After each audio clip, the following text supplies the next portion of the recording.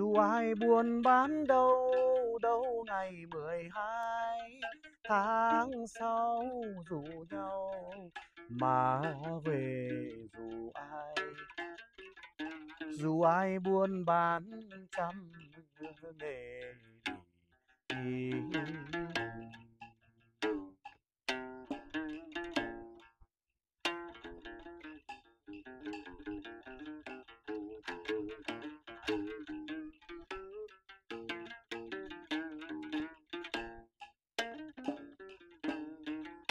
Dù ai buôn bán trăm nghề ngày 12 tháng 6 phải về đền Ba bông